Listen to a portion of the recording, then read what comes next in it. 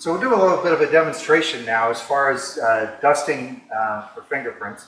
So in this case, and I would suggest this for your own practicals when you're doing this, is to whatever item you're going to use, make sure that it's got a clean, that it's clean and that it's dry before you start. So I've taken this dinner plate and actually rinsed and cleaned it so it doesn't have any existing, well, pre-existing fingerprints that are on there. So I'm just going to grease up my fingers and I'll put some prints on the surface here now. So, and I would suggest you do the same so at least you have some idea as to the location of the prints, so when you're dusting them, you're not having to dust the whole surface and maybe make a mess in your own house if you're doing it at home or whatever.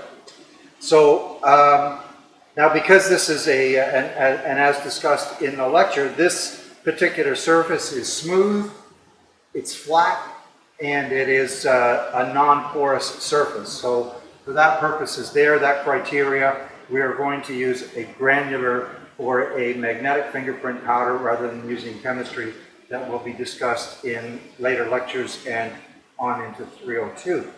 Now, in this case here, you have the option of either using a granular or magnetic powder. I would suggest, because it's a white plate, that you're either going to use a gray or probably more likely a black fingerprint powder. So we're going to do a demonstration on this surface using a granular powder. So we have our fiberglass filament brush, the black brush. You want to get everything kind of set out first before you actually start to do the dusting. So we need the brush. We're going to need the powder. So we'll get the black granular powder out. We're not going to worry at this point about identifying it or marking it up with scales and China markers and so forth. Just going to get comfortable of the concept of dusting the prints, applying the fingerprint tape, removing the tape and applying it onto a backing card, and we will add these additional exercises as we go through. So we're going to start off just with a basic powdering, so to develop the impression, lifting it and preserving it. So we have our fiberglass filament brush, we have our black granular powder, so we also need a fingerprint tape. Now, in this case here, I put a cluster of fingerprints on there. I'm going to use probably the 2 or 2.5 inch tape or whatever that is. It might, I think it's probably a 2-inch tape. Okay, so we have that. And we need a backing card, so in this case we're going to use contrasting backing card. So we have a white plate, so we're going to need a white backing card. Let's see if I can find one that's not all dirty and wrinkled up here. Okay.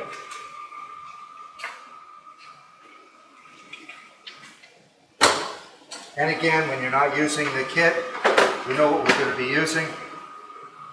So, and also, for our demonstration this time, we're going to use the fingerprint roller as well. I'm going to close the kit up to try and maintain its cleanliness. And we'll set that aside. Whether you wear fingerprint bare hands or whether you wear nitrile gloves is your own personal decision. Myself, I like the dexterity and flexibility of not using gloves. I find the gloves tend to stick to the tape, which causes its own issues. So in this case here, I'm not wearing gloves. You will notice as well when you're using the powder, sometimes it has a tendency of settling and maybe getting a little hard on the surface. So with the lid securely tightened on, just give the powder jar a little bit of a shake to loosen up the powder. As we said in the other demonstration, inserting the brush on an angle, slightly turning it as you're inserting it, making contact with the surface of the powder and just spinning it slightly so that it picks up the powder on the surface, raise it above, still leaving it in the jar, spinning off the excess. I usually just do it between my thumb and index finger, and I am right-handed, so I'm using my right hand, and then setting the powder jar aside. So you can see how that crowning motion takes place as you start to spin the brush. Now, Some people will tend to either brush back and forth like using a paintbrush. Other people will hold the brush perpendicular to the surface and spin it like that on the surface. I myself, I tend to rotate it between my index and my thumb on more of an angle. So to demonstrate, I'm just going to dust it up like this. You can see I'm just spinning it lightly between my fingertips. You can see in some areas there may have been a little residue left on the surface that the powder will stick to as well. But it has an affinity to the moisture. And again, that's discussed in lecture, but you can see that it's adhered to where the fingerprint secretions are on the surface. Now, it's a relatively clean impression. I'm not going to use the clean out brush. I don't feel that it's necessary under these circumstances. So now I'll hold this up so you can see it more clearly. And I'm going to now lift the impression. One consideration with the fingerprint tape is for your own sanity and for the convenience of other people and respect for other people, is when you're using the roll, much like gift tape or packing tape, it has a tendency of rolling back into itself or folding back into itself, and it makes it difficult to remove it. You end up picking it off, trying to get the edge so you can lift it off. If you just fold over the edge so that the next person that they go to use it, they have something to grip onto. It hasn't retracted back into itself, making it difficult to remove. Now, a couple of things with the tape. Obviously, as I just said, folding over the edge for convenience for yourself and other people that are going to use it subsequent to that, you want to select a tape that is of a sufficient diameter that when you apply it over the surface, it's going to cover all of the impression without cutting any of it off. So if you have a single digit impression, for instance, you can probably get away by using a much narrower diameter tape, maybe 1.5 or 2 inch tape. I'm going to use a slightly wider tape. You just hold it up to the surface and you can see whether or not, as you apply the tape over top of the impressions, whether in fact it's going to cover over all of the impressions without destroying or distorting them. A couple of things with the tape. I did mention about the manufacturing process and the evenness of how the adhesive material is applied to the tape. And the reason for that is any distractor like that, whether it be the tape not being uniformly glued or whether it not be evenly applied onto the surface when you're laying the tape out, if there's dirt on the underside of the tape or finger marks or anything like that, it can cause disruption in the fingerprint and actually degrade the quality of the lift. So the idea is to try and get the best quality impression that you can get for your actions. Another thing that someone that I used to work with who's now passed away told me, Neville Milliken, he used to come in when I was teaching this with the police, and he would say, that the classes that I was teaching, he would say, if you want to take your time when you're doing this. When you go to the effort of attending a crime scene and you find fingerprints, if you spend 5 minutes to get the quality impression that you need, and you end up with a good quality impression, you've just spent 5 minutes wisely. By the other token, if you rush it and try to get it done as quickly as possible and you screw it up, then you've just wasted whatever you've spent that time in preparing and executing it. So take the time, make sure that you're doing it in an organized and methodical fashion so that you get the best quality impression that you can. There's no rush. Take your time. Well, I mentioned artifacts when it comes to the tape. One problem with the tape is that every time that the tape is interrupted or stops while you're unrolling it, it could create a crease on the tape. And I'll demonstrate this. So you can see, as I just did that, I took a quick jerk motion, maybe turned it a quarter turn. You can actually see the line that was created there. That, in essence, would be a distractor or a degrade the quality of the impression or interfere with it. So when you're pulling the tape out, pull out a quantity that is going to be sufficient in order to conduct your lifting process unimpeded. Now, as I said before, I am right-handed. I hold the loose end of the tape, the open end of the tape with my weak hand, my left hand, and I just put the roll on my thumb. I just find it gives my much better control when I'm unwinding the tape. So I'm going to pull out what I need to do this area here. So start off here and pull out a significant amount. So again, you can see we have the lines that were created, but we have this nice clean section that's here. So when you're applying the tape, a couple things to consider. You want to make sure that when you're anchoring the tape on the surface, that it is a solid surface that is not going to give way. And I'll do just a little demonstration on the loose end of the tape here. If you were doing something like, say, applying fingerprint tape onto this surface, it's not a solid surface. It's too light in nature. You've lost control because now you've lifted the surface up with the actual tape. So it has to be anchored onto a solid surface.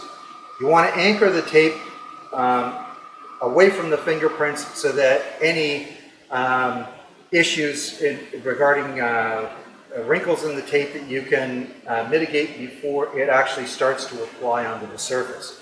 Now I'm going to anchor this. Now because I have about 3 inches of width on the tape, and I'm going to need a fair bit of that in order to cover the impression, I'm going to anchor it here with my fingers, just pressing it down. Now I'll hold on to the tape just to do a demonstration.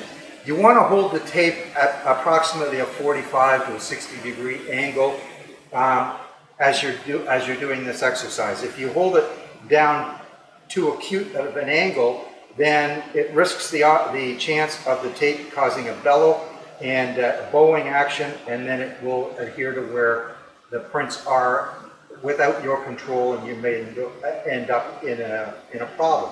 Likewise, you don't want to be pulling the tape so tight that it creates wrinkles or crinkles in the tape. So just enough so that it remains taut, but not overly forcing it that it's causing its own buckling action. So you can see that it's got nice adhesion here, and the prints are in alignment underneath the tape. Now for our demonstration here, I'm just going to use the roller. So you can see here, I'm just applying the roller onto the surface, following over to the edge of where the prints are, and you can just iron that out, getting rid of any air bubbles, working from the print working outwards. It doesn't matter whether there's any wrinkles or anything around the outside. The objective here is a quality impression. So just going to iron out, make sure that it has good contact with the impression and the surface. So I'm satisfied now that I've got a good adhesion to that. Now, like I said before, now you want to have it anchored onto a solid surface that's not going to give way. Obviously, we've got the craft paper here is to provide a nice, a clean environment, easy to clean up. For lifting the impressions off the surface or the tape off the surface, probably not a good surface to anchor it on. So in this case, I'm just going to move this out of the way here. So now I can do this over on a nice hard surface. So now I prefer when I'm doing this as well to anchor or to hold on to the loose end of the tape. And likewise, I don't want to create any artifacts like lines on the tape, so I'm not going to pull it off in a jerking motion like that. You want to pull it off in a nice, even action, maintaining control of the loose end of the tape like that. Now you can see the area of where the impressions are is nice and clear. There may be some artifacts around the outside that might be disruptors, but it doesn't impact on the quality of the impression itself. Now I'm going to put my backing card here. Again, it's a contrasting backing card, and anchor the tape down onto the surface away from where the prints are. Make sure that you've got a good adhesion on that. Again, it's pretty solid. And in this case, I'm going to use the roller again as a demonstration here. What I like to do as I'm proceeding here is I slide the backing card into where it's making contact with the surface, and then I start to on the edge to make sure that the tape is adhered now to the card. So you can see as I'm pulling up a little bit on the tape, pulling it more taut, you can see that the card is actually wanting to come up. You want to try to avoid pulling it too hard, or again, you want to maintain control, so you don't want to have the tape just arbitrarily coming up where you don't want it to. So in this case here, I'm going to use the roller, and just iron it out onto the surface like that. And so now the tape is adhered to the surface, and that is how you're going to retain it. Now, later on as we proceed, we're going to be marking this up with more details to identify the print, where it was taken from, who took it, and so forth. I just want people to get comfortable lifting the impressions as it is right now. So that has been secured. Obviously, as well, every print would be photographed, but again, that's an exercise that we will add on further on in their subsequent exercises. So this backing card is actually hard cardboard. Sometimes it tends to tear when you do this, but I find this a convenient way. You can certainly use scissors just to clean up the edges so you don't have, make it neater, and also that the loose adhesive is not going to be collecting on other things. I tend to pinch the edge of the tape, push it down, and kind of just peel it, such as that. And as I said before, just fold the edge of the tape over so that it doesn't roll into itself, and just repeating it with the other edges of the tape. So just pinch it with your nail and just kind of run it down and inward on the edge. You cut off quite clean enough on that. So there we go. And on the last side here. So now the print is properly lifted and secured and can be stored in a job envelope or some type of a filing system so that it can be retrieved and examined at any time in the future. And it is permanent. So because the adhesive, now the powder is sandwiched between the top layer of the tape and the backing card, it's well preserved and won't be disrupted in any way.